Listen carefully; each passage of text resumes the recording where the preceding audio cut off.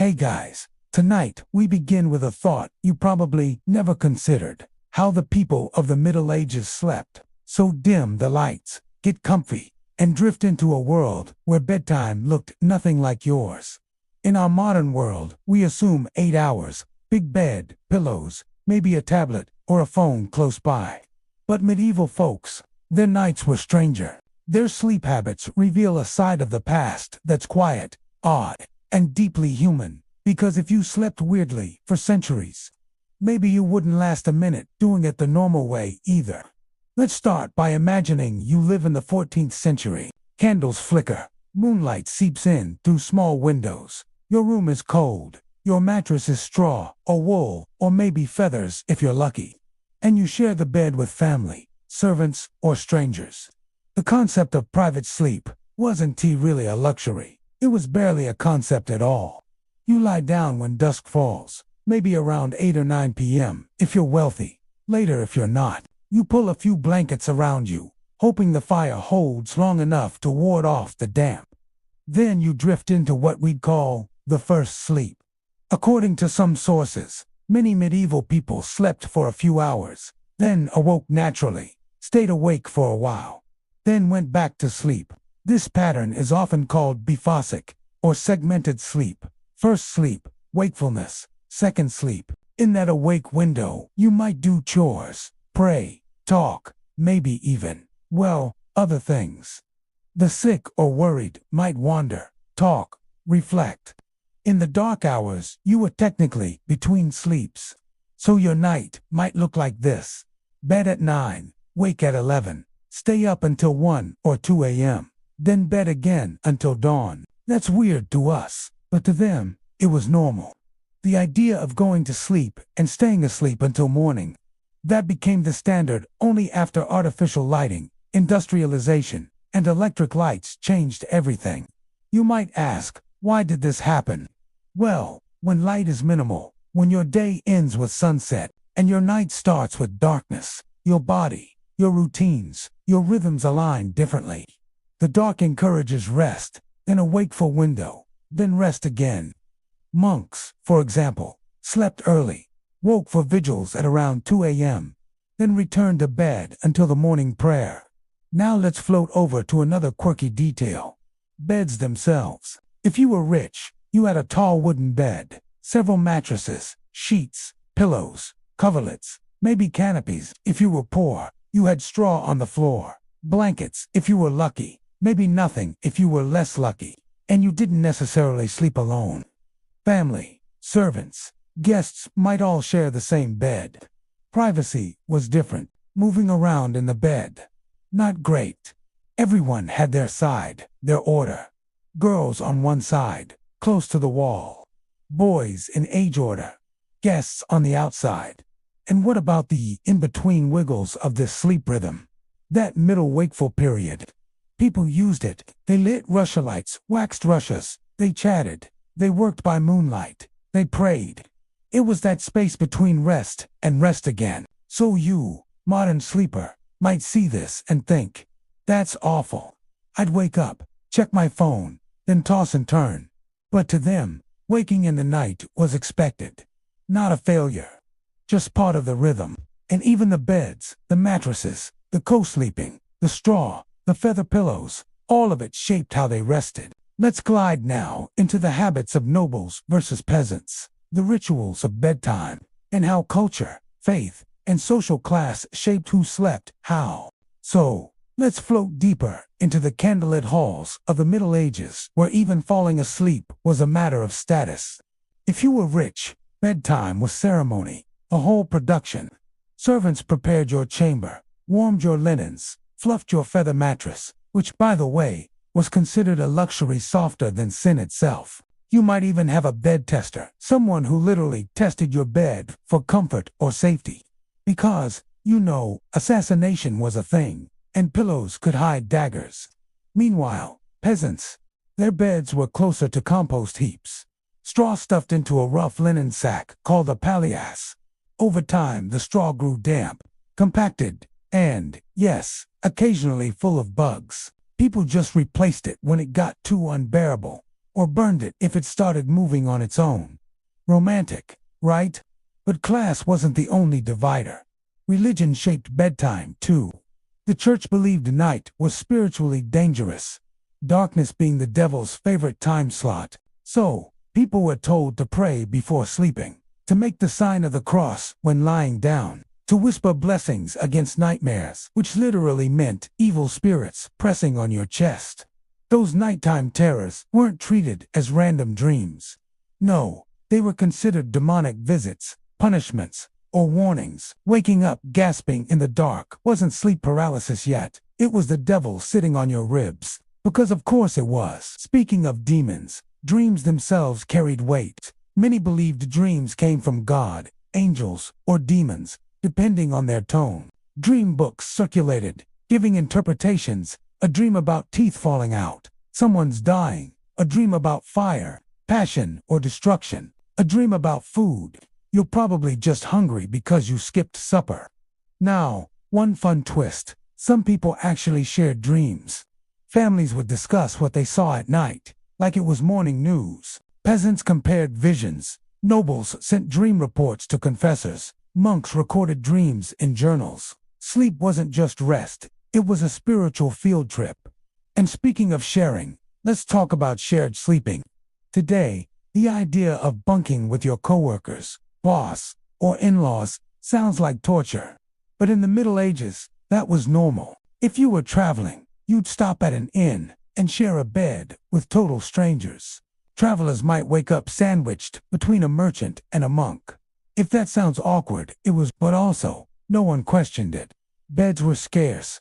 Firewood was expensive, and warmth mattered more than boundaries. In royal households, even kings and queens didn't always sleep alone. Servants often slept nearby on the floor or on benches, both for protection and convenience. Privacy, again, was mostly theoretical. If you had it, you were either very rich or very suspicious. And when it came to bedtime rituals, the upper class made it an art form. The process of putting the bed was elaborate, almost theatrical. Curtains were drawn, candles dimmed, clothes removed, layer by layer, often with help. And yes, someone might even sleep in your chamber, just to guard the fire overnight. But here's a curious bit. Medieval people didn't sleep flat. Many slept semi-upright, propped with bolsters or piled pillows. Lying flat was thought to attract illness or choking.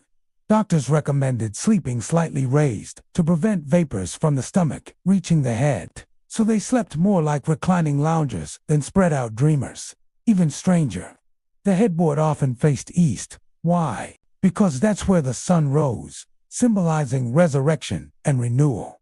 Dying in bed facing east was considered lucky. Dying facing west, not so much. And if you think your noisy neighbors ruin your sleep, imagine trying to snooze in a medieval town. Dogs barking, pigs rooting around under the window, bells ringing for prayers, travelers clattering down cobblestones. Sleep wasn't peaceful, it was just tolerated.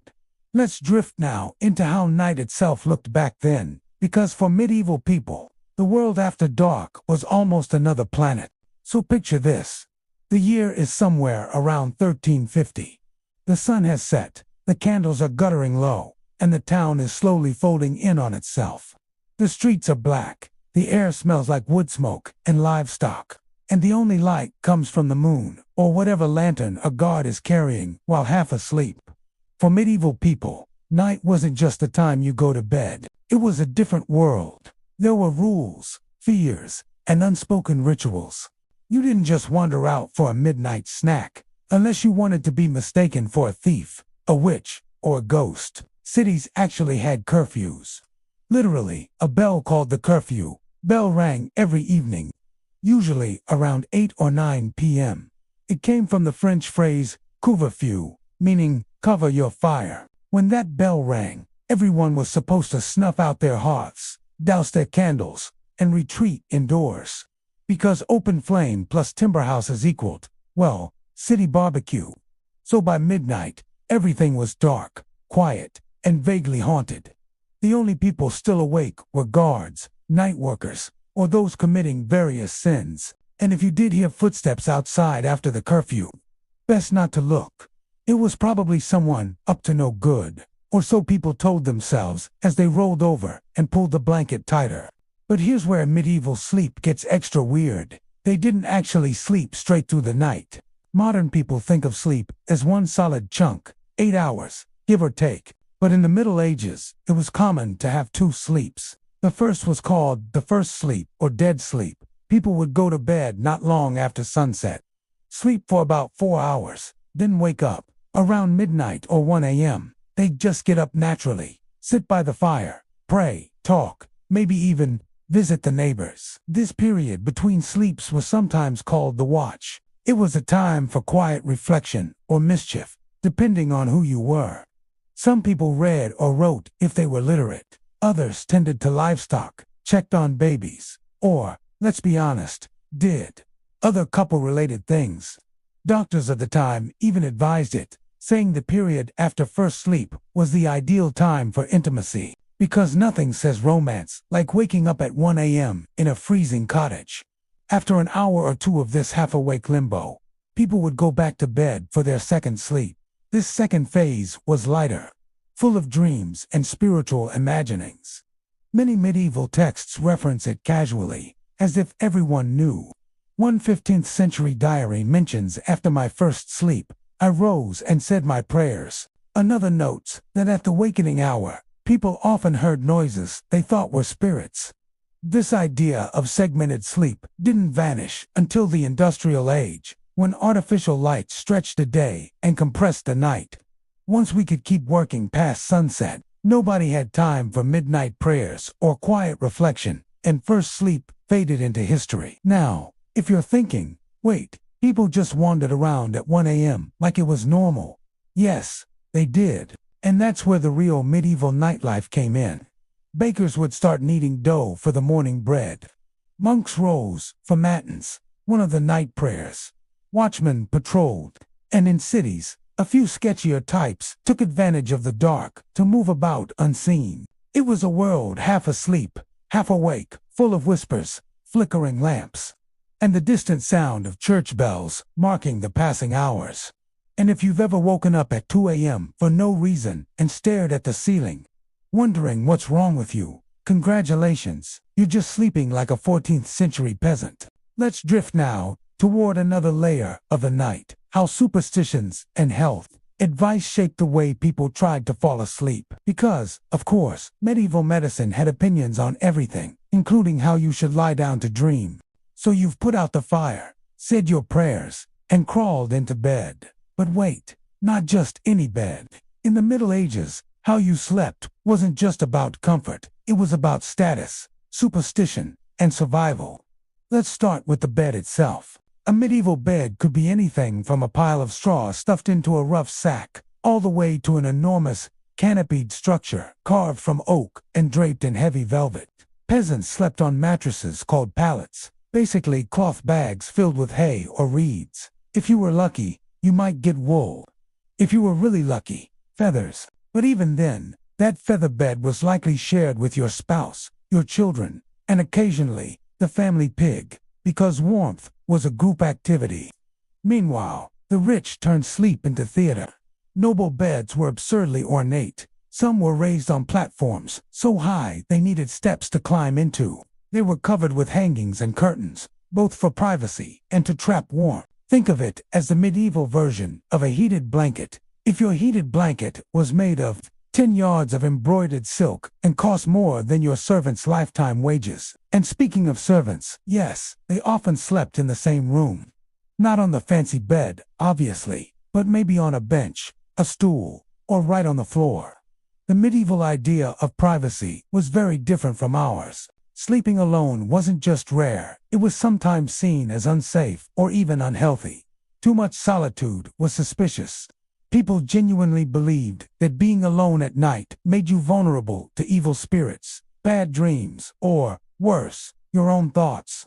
Now, medieval sleep hygiene advice was creative. Physicians of the time, most of whom based their ideas on Galen and a dash of astrology, offered detailed recommendations for sleeping positions.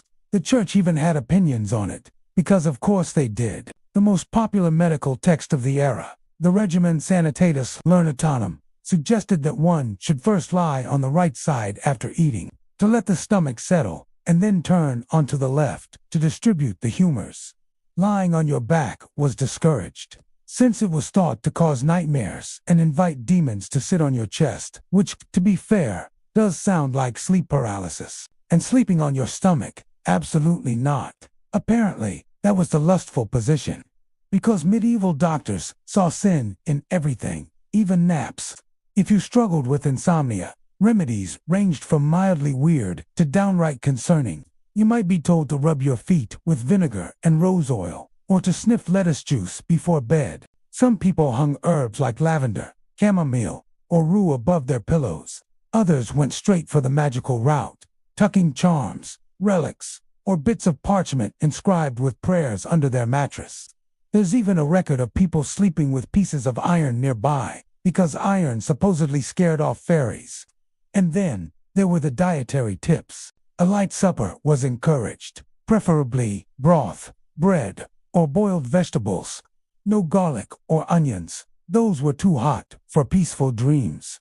Wine was acceptable, but in moderation.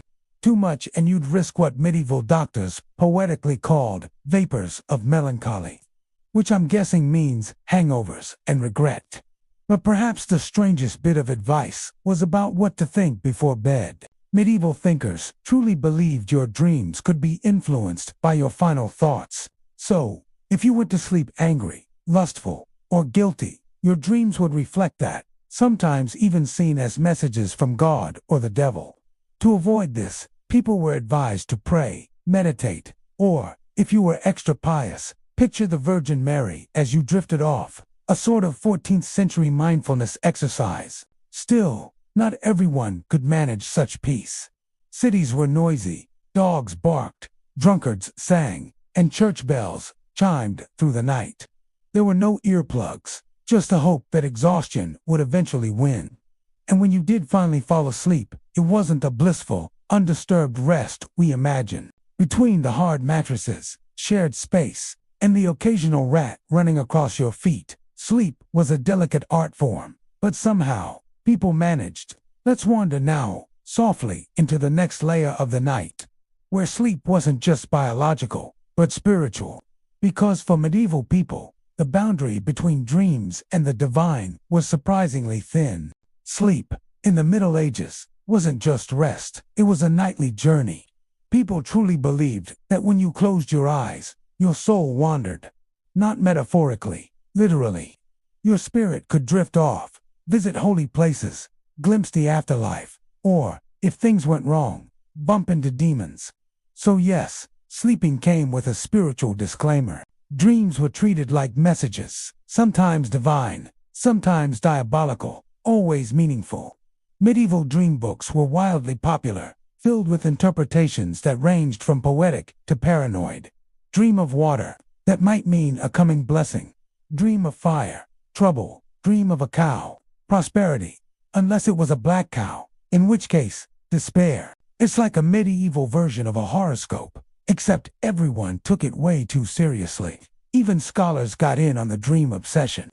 The 12th century philosopher Macrobius categorized dreams into types: prophetic, oracular, and meaningless, because apparently, even back then, people needed a system to sort out their weird subconscious adventures. The church, meanwhile, couldn't quite decide whether dreams were heavenly whispers or demonic tricks, which meant, predictably, that they declared them to be both.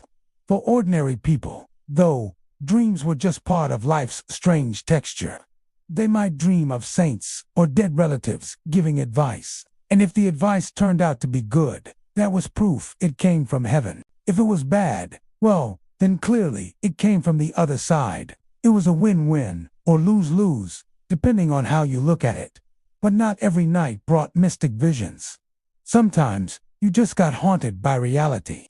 Medieval people lived surrounded by death, disease, and famine, so nightmares were practically communal events. People blamed everything from evil air to demons sitting on their chest, the classic night hag image that shows up in art from the period. You'd see it carved into wood or painted in manuscripts, a terrified sleeper pinned down by a ghostly creature. Today, we'd call that sleep paralysis. Back then, it was just Tuesday. Of course, sleep was also when temptation struck. Monks wrote entire treatises warning about sinful dreams and the dangers of letting the imagination wander. Even while asleep, you could apparently commit moral crimes, which seems a bit unfair. But medieval theology wasn't known for leniency. There were stories of saints being tormented in their dreams by demonic seducers, and then waking up to flagellate themselves for it. No rest for the holy. Interestingly, this obsession with nighttime morality gave rise to one of the oddest bedtime rituals, the confession pillow. Some believers whispered prayers or confessions into their pillows before sleep, asking forgiveness for whatever thoughts or dreams might show up overnight. Because, better safe than sorry. Meanwhile, monks and nuns had sleep schedules that would make a modern person cry. The monastic rule of St. Benedict required waking up several times a night to pray, matins lauds, then back to bed for a bit before prime. It was spiritual discipline meets sleep deprivation. For monks, darkness wasn't a time for dreaming. It was a test of devotion. Even lay people, though, often linked the night to holiness. Many believed angels guarded them while they slept, unless they forgot to say their prayers, in which case, good luck. Sleep was never neutral. It was always loaded with meaning, danger, and the quiet hope that you'd wake up safely in the morning. And that hope wasn't just poetic. In an age when illness struck suddenly and medicine was basically guesswork, going to sleep really was a gamble. Every night carried the whispered possibility of not waking up, which might explain why medieval people prayed so much before bed, not out of ritual, but out of realism. Still, despite the fears, there was comfort in the rhythm. The same stars, the same bells, the same half-lit prayers whispered across generations. Sleep wasn't just rest. It was participation, a nightly surrender to the mystery of existence. Now, while most of medieval Europe was trying to fall asleep under their drafty roofs, the rich and royal had their own unique set of nighttime problems, because of course they did. So, let's drift quietly into the chambers of the wealthy, the lords, the ladies, and everyone who could afford more than one blanket and fewer fleas. If you were rich in the Middle Ages, sleep was not just sleep, it was a performance. Picture this: you're a noble in the 14th century. Your bed is practically a small building, carved oak posts, velvet hangings, embroidered curtains thick enough to block out both light and gossip. The mattress is stuffed with feathers, the sheets are linen, and there's probably a servant assigned just to warm your bedding with a pan of coals. Comfort, finally, assuming you can ignore the rats in the walls and the draft through your castle stones. But what's funny is, the richer people got, the less they actually slept. Nobles often stayed up late hosting feasts, playing games, or scheming their next alliance. And when they did go to bed, it was with a routine that makes modern skincare look minimal. First, a servant would undress them, layer after layer of brocade, lace, and frustration, then bring scented oils, wash basins, and sometimes even a priest, because you never knew when the night might decide to kill you. And yes, royals often slept with company. Not necessarily romantically. Privacy wasn't really a concept yet. A queen might have ladies-in-waiting asleep on pallets nearby, while a king could have guards or pages dozing right inside his chamber. Everyone was just kind of there, snoring in harmony.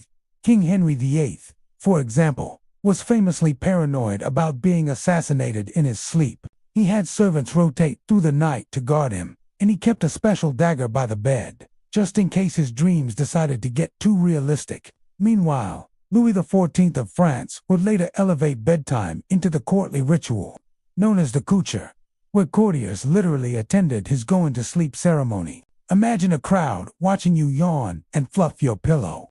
That's royal power in action. But long before Louis, even medieval nobles treated sleep like a political event. Who got to share your bed was a matter of status. Hosting a guest, offer them your bed as a sign of honor. Need to negotiate an alliance. A shared night under the same roof or in the same bed could seal it. It wasn't seen as weird. Beds were expensive. Warmth was communal. Of course, all this luxury didn't exactly guarantee good rest. Those heavy canopy beds trapped smoke from candles and fireplaces, which meant you might wake up halfway through the night choking on your own wealth. Pillows weren't always soft either. Sometimes they were decorative, stuffed with straw, or embroidered so thickly they felt like sleeping on a loaf of bread. But again, appearances mattered more than comfort. Nightwear also became a kind of social signal. Most people slept naked or in simple linen shifts, but nobles had special nightgowns, long, flowing, often ridiculously ornate. Some were embroidered with religious symbols, because who wouldn't want to face the afterlife in style if you didn't wake up? And speaking of not waking up, medieval people were obsessed with dying in their sleep. It was considered one of the most peaceful, yet most spiritually dangerous ways to go. Peaceful, because no pain. Dangerous, because you might not have time for confession. So many nobles made sure to sleep near a priest, just in case their final breath came between two prayers. Now, all this pomp and superstition might make the medieval elite sound like insomniacs, and honestly, they kind of were. But insomnia wasn't treated as a medical condition back then. It was a moral one. Couldn't sleep. That was probably your guilty conscience. Or a demon. Or too much wine. Usually all three. Still, for every restless lord pacing his candlelit chamber, there were servants snoring peacefully in the hall, guards dozing at their posts, and cooks passed out by the hearth after another long day, because whether in a golden bed or on a dirt floor, everyone eventually gave in to the same thing, exhaustion. And maybe that's what's strangely unifying about medieval sleep. No matter your rank, it ended the same way. The candles burned low, the prayers faded, and the night reclaimed you. But before we drift away completely, let's step outside those castle walls for a moment, because not everyone had the luxury of sleep behind locked doors. Out in the streets, sleep looked and sounded very different. Out in the streets, sleep was, let's say, more public. Cities in the Middle Ages didn't have the comforting hum of distant traffic or the glow of streetlights. They had darkness. Thick, absolute, unsettling darkness. Once the curfew bell rang, towns were expected to go. Still, the gates were locked, the taverns closed, and if you were unlucky enough to be outside after that, you were either a guard, a thief, or a ghost. But that didn't stop people from sleeping wherever they could. The poor slept near walls, under carts, or curled up beside the dying embers of a fire. Some paid a few pennies for space in a communal lodging house. Imagine a single room filled with snoring strangers, the air heavy with sweat, ale, and regret. Privacy was non-existent. Fleas, on the other hand, were plentiful. Travelers often had it even worse. Inns existed, but they weren't exactly cozy. You might share a bed with total strangers, sometimes of both sexes, because beds were expensive to maintain and bodies were cheaper than firewood. It wasn't considered scandalous, just practical. After all, warmth was warmth, even if the guy next to you was probably wanted for something. And if you were a night watchman, congratulations, you didn't get to sleep at all. These poor souls patrolled the streets through the freezing dark, carrying lanterns and shouting the hour every so often. Partly to prove they were awake, partly to scare off thieves, and partly because, well, yelling into the night made it feel a little less endless. But perhaps the strangest kind of public sleeper was the medieval pilgrim. Picture someone walking hundreds of miles across Europe, dusty and blistered, sleeping wherever they could, in barns, on church floors, under trees. Pilgrims believed that suffering purified the soul, and let's just say, they got plenty of it. Some even chose uncomfortable sleep as a form of devotion. Hard ground meant humble hearts. Then there were monasteries, those sleepy fortresses of faith, where the night was carved up by bells. Monks didn't get much rest, but they had schedules that would make modern productivity gurus proud. The first prayers began before dawn, sometimes around 2 or 3 a.m., which meant monks slept in short bursts. The rest of their night was filled with chanting, reading, and trying not to nod off mid-some. And while the monks struggled to stay awake, the rest of the medieval world was guided by one constant rhythm: light. Without electricity, People's bodies followed the sun. They rose with dawn, worked until sunset, and went to bed soon after. Winter meant long nights and more sleep. Summer meant shorter rest and longer days in the fields. Simple, predictable, almost natural, if you ignored the occasional rooster, crying baby, or drunk neighbor. Nighttime also had its own social ecosystem. In towns, night soil collectors, the charmingly named folks who cleaned latrines, worked while everyone else slept. Bakers started their ovens before dawn, and millers, well, they were famous for their noisy mills, which never seemed to stop turning, no matter the hour. Sleep, for many, was just something you grabbed in between responsibilities. And then, of course, there was fear. The medieval night was alive with it. Wolves on the outskirts, thieves in the alleyways, witches in the imagination. People believed darkness was when evil walked freely, when sin and sickness crept in through unguarded windows. So most locked their doors, muttered prayers, and hoped the night passed quietly. Still, for all that fear, there was also comfort in the routine. Families sleeping side by side for warmth, the glow of a single hearth ember, the soft hum of someone's breathing in the dark. Life back then was hard, but even in hardship, people found small ways to make night feel less lonely. And maybe that's what's most fascinating about medieval sleep. It wasn't just about resting. It was about surviving the dark together. Now, while commoners clung to their straw beds and nobles floated on feathers, there was one group that treated sleep with an entirely different kind of reverence: the clergy, mystics, and religious dreamers. Because for them, night wasn't just for rest. It was for revelation, for the deeply religious, and in the Middle Ages, that meant just about everyone. Night was sacred territory. The hours between dusk and dawn weren't just for sleeping. They were for thinking, confessing, and occasionally, waiting for God to stop by. Mystics and holy people often believed that nighttime was when the veil between heaven and earth thinned. Saints wrote about visions seen in candlelight, angels whispering in dreams, and the eerie stillness that felt like the edge of eternity. Sleep, to them, wasn't a break from faith. It was another form of prayer. Some monks even practiced what could be described as holy insomnia. They deliberately shorten their sleep or wake up multiple times to pray through the darkness. The idea was simple. If the devil worked overtime at night, the faithful should, too. It sounds exhausting, but for many, that sleepy devotion felt like proof of spiritual strength. And then there were the anchorites, religious hermits, who quite literally walled themselves into tiny stone cells to spend the rest of their lives praying. No sunlight, no neighbors, just silence, stone, and the occasional bowl of food passed through a small window. For them, sleep was a discipline, not a comfort. They'd rest only when absolutely necessary, often on bare floors, because softness was considered sinful. The church, of course, had plenty to say about how and when people should sleep. Excessive rest was frowned upon. Laziness was, after all, a sin. But total sleeplessness was suspicious, too. So most sermons suggested moderation. Sleep enough to function, but not enough to enjoy it. It's an energy management strategy that honestly sounds familiar even today. Dreams were another matter entirely.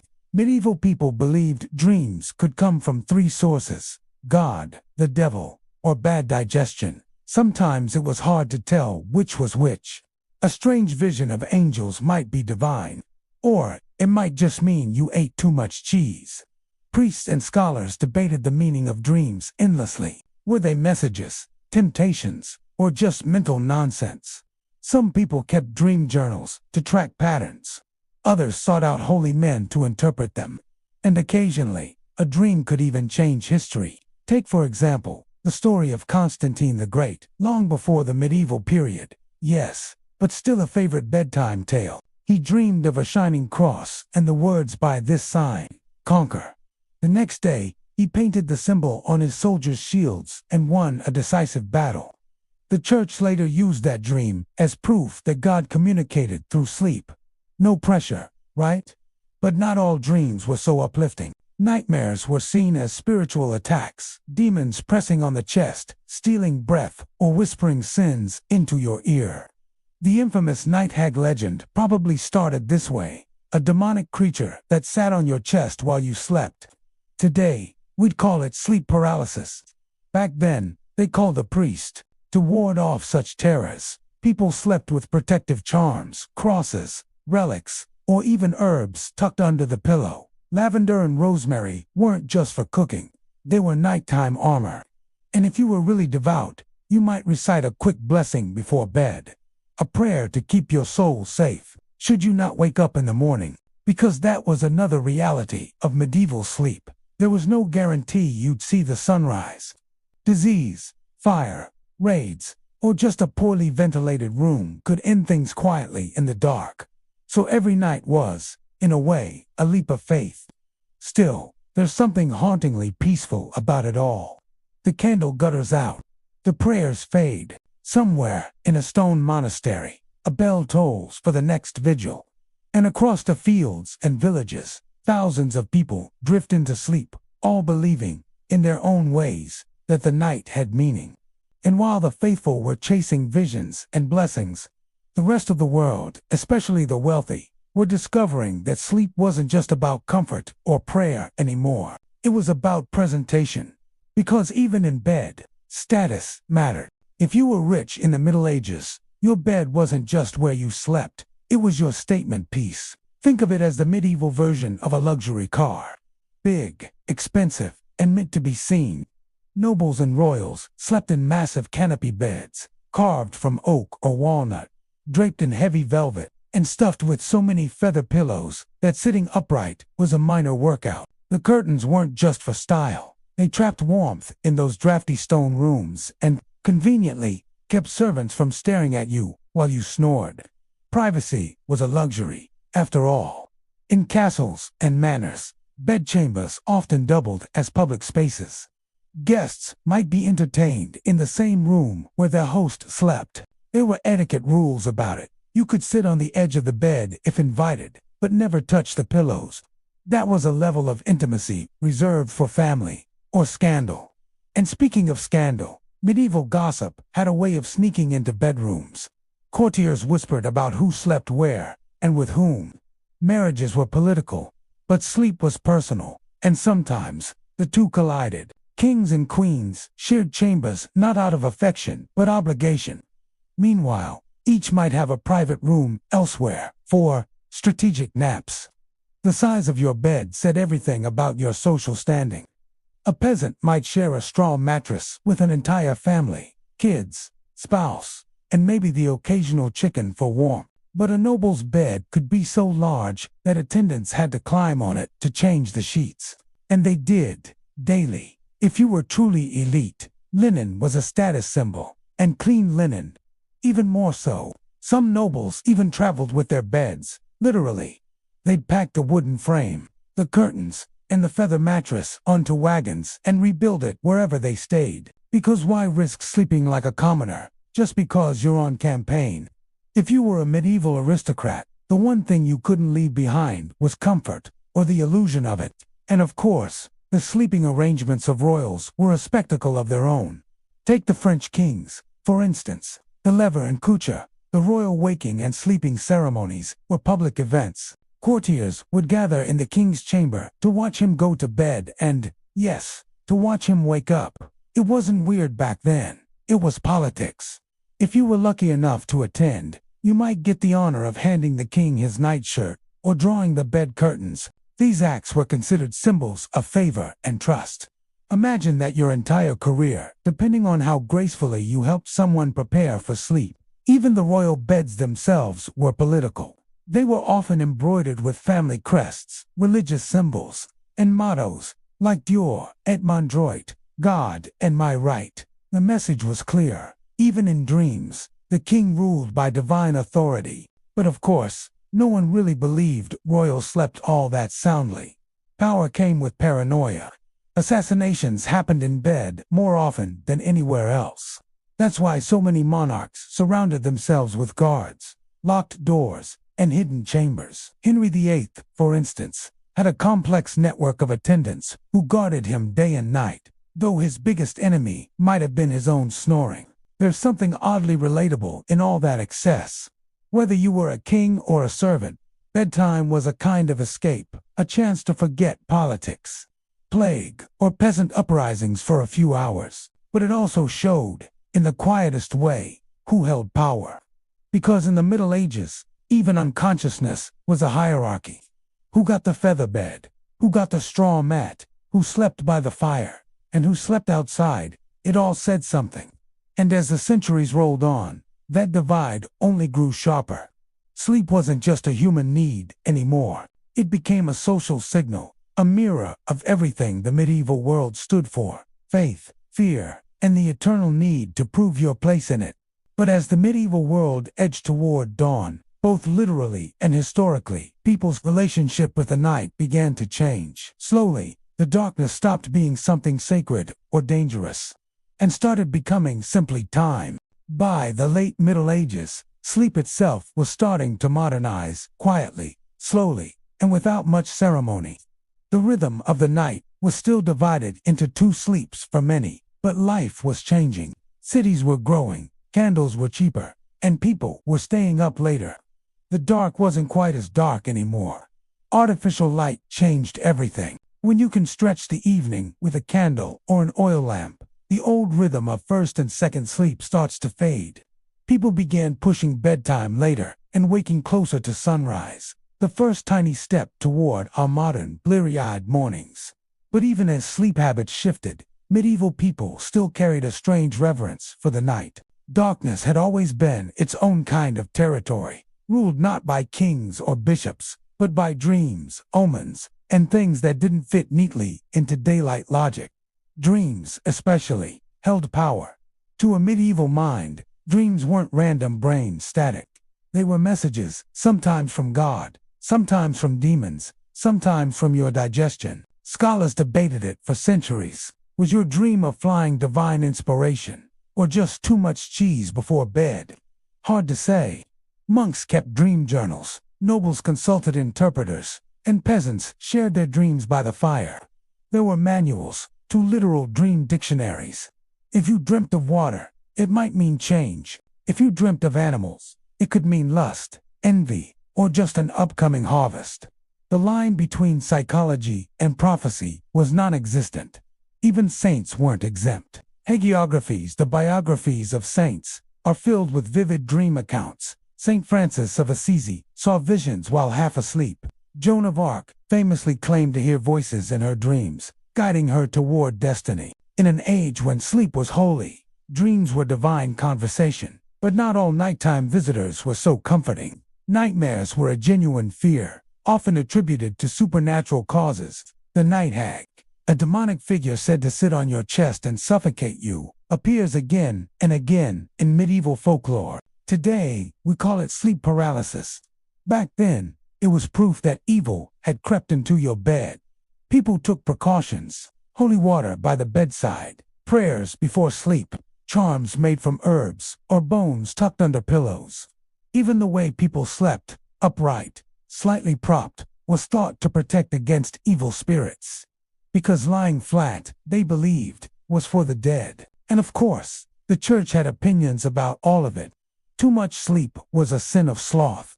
Too little was prideful, unless it was for prayer. Monks were the ultimate sleep minimalists, waking up in the dead of night to chant in cold chapels while the rest of the world slept. But the funny thing is, while religion dominated the day, the night always had a kind of quiet rebellion to it. In the darkness, peasants whispered secrets, lovers met in barns, and travelers slipped past curfews. The medieval night wasn't peaceful. It was alive with things that weren't supposed to happen. Still, despite all the superstition, there's something comforting about how human their nights were. People prayed before bed. They shared warmth. They worried. They dreamed. They hoped for better mornings. Because even though the medieval world feels alien to us, the plagues, the candlelight, the constant cold, the act of falling asleep hasn't really changed. It's the same surrender, the same drift into that strange, timeless quiet where the world goes soft around the edges. And when you imagine it, the stone walls, The faint glow of embers, the whisper of wind through wooden shutters. It's not so different from now. Just quieter, slower, simpler. So as the candle burns low, and the medieval world sinks back into its long sleep, maybe the strangest thing isn't how different they were, but how familiar. They worried about sleep, argued about sleep, even feared it, and still, every night, they did it anyway, just like us. Now, the hour grows late, even for history. The fire's dimming, the monks are at prayer, the fields are quiet. Somewhere, in another century, someone rolls over on their straw mattress and dreams of something better. And that, perhaps, is the truest kind of time travel. As we drift further into the medieval night, let's settle into one of its quieter corners, the world of dreams, superstition, and those soft, strange beliefs that filled the hours between dusk and dawn. Because for medieval people, sleep wasn't just rest. It was a journey, a risky one, between the safety of the living and the mystery of whatever lay beyond. In a world where medicine was guesswork and science lived mostly in monasteries, people truly believed that when you slept, your soul could wander. That meant the night wasn't entirely yours. Spirits might visit, demons might whisper, angels might offer advice, and if you were unlucky, your soul might just forget to come back. That's why nighttime prayers were so important. If I should die before I wake, wasn't poetic, it was practical, because you really might not wake. Between illness, cold, and those wandering spirits, sleep carried a kind of quiet danger, and yet, people loved it. They needed it. Medieval peasants worked brutal hours, sunrise to sunset, with aching backs and empty stomachs, so the night was their only real freedom. No lords, no taxes, no plows, just stillness, the chance to drift into dreams, and maybe, just maybe, escape. Dreams could even make or break reputations. Monarchs and nobles recorded them like diary entries, often claiming they predicted wars, marriages, or divine approval. If a king dreamt of lions, it meant strength. If he dreamt of blood, well, best to increase donations to the nearest monastery. Take King Henry I of England. Before his death in 1135, chroniclers wrote that he dreamt of the destruction of his realm, which coincidentally is exactly what happened after he died. His nightmare turned into a civil war. It's almost poetic, or maybe everyone just decided after the fact that it sounded prophetic. Medieval historians were good at that. Then there were the mystics, people whose dreams blurred into visions. Women like Hildegard of Bingen claimed to see divine light and hear music from heaven while half asleep. She turned those visions into entire books, music, and letters to popes. Basically, she became famous for dreaming, which, honestly, is the medieval version of monetizing your sleep paralysis. But it wasn't all sacred revelation. Some dreams were just ... weird. Chroniclers noted everything from prophetic bread loaves to talking animals. There's even a 13th century text where a monk describes dreaming of an enormous fish that swallowed him whole, and when he woke up, he decided it meant he should fast more often. Medieval logic was flexible like that. Still, for all their superstition, medieval people understood something about rest that we often forget, that sleep connects us to something ancient, something human. It was the one time of day when class, wealth, and title didn't matter. Everyone, peasant, priest, or prince, had to close their eyes eventually. In the villages, sleep followed the rhythm of the land. The first sleep ended when the fire dimmed. People woke briefly to stir embers, check livestock, or simply stare at the stars, before curling back under their blankets. In castles, guards paced torchlit halls, while nobles dozed restlessly, worried about dreams, rivals, or the draft sneaking through those cold stone walls. It was a quiet democracy of fatigue. The field hand and the monarch shared the same moonlight, the same fears, the same small prayers whispered before bed. And when the dawn finally arrived, gray, cold, and reluctant, it always brought a strange relief, because surviving another night meant you had another day, another chance to till the soil, patch the roof, or just keep going. So maybe medieval sleep wasn't peaceful. It was haunted, interrupted, and full of strange beliefs. But in its own way, it was deeply human. a fragile pause between work, worry, and wonder. And even now, when we lie awake, scrolling under electric light, we're not so different. We're still chasing the same quiet, the same surrender, the same dream. Let's stay here a bit longer. The candle's still burning low, and history hasn't quite fallen asleep yet. So here we are, the last few flickers of candlelight, the fire just a faint whisper now, and the medieval world slowly yawning itself awake. The roosters are starting up, the mist is curling low over the fields, and somewhere, a peasant is already pulling on boots, still damp from yesterday. The long medieval night is over. But before we drift out completely, it's worth pausing to realize just how differently, and yet how familiarly, they lived those dark hours. Their nights were filled with prayer, superstition, whispered fears, and quiet hope. They believed sleep was a doorway, fragile and full of risk, yet every evening, they stepped through it anyway. No alarms, no glowing screens, no endless scroll to keep them awake, just the sounds of their own breathing, the wind against the shutters, maybe the shuffle of a cat, or the creak of the floorboards.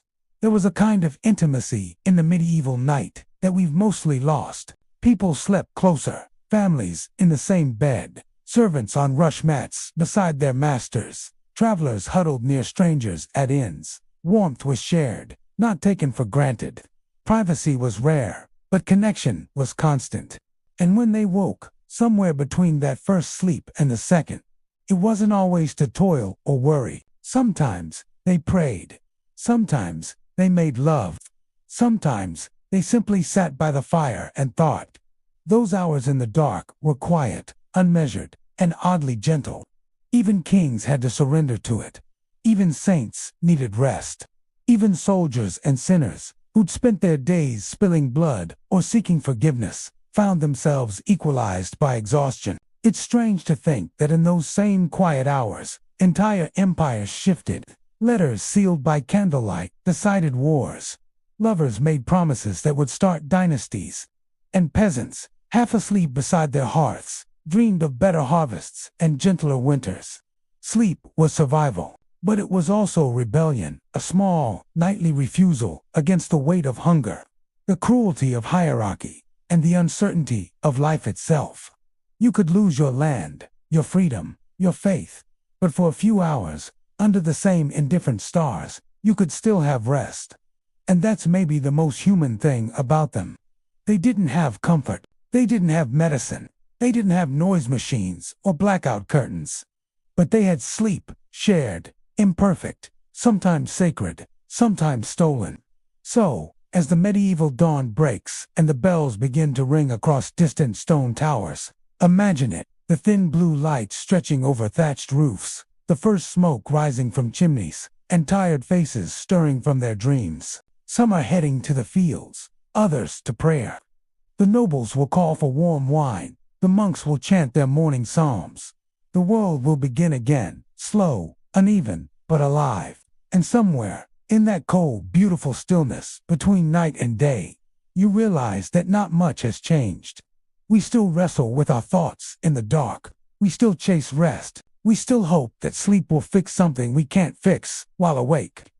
So tonight, when you finally drift off in a warm bed, behind locked doors, with the hum of distant electricity, just remember, you're part of the same long story, the same fragile ritual of closing your eyes and trusting the world to keep turning. The medieval night has ended, but the dream goes on. Now, blow out the candle, let the darkness settle in, and sleep well.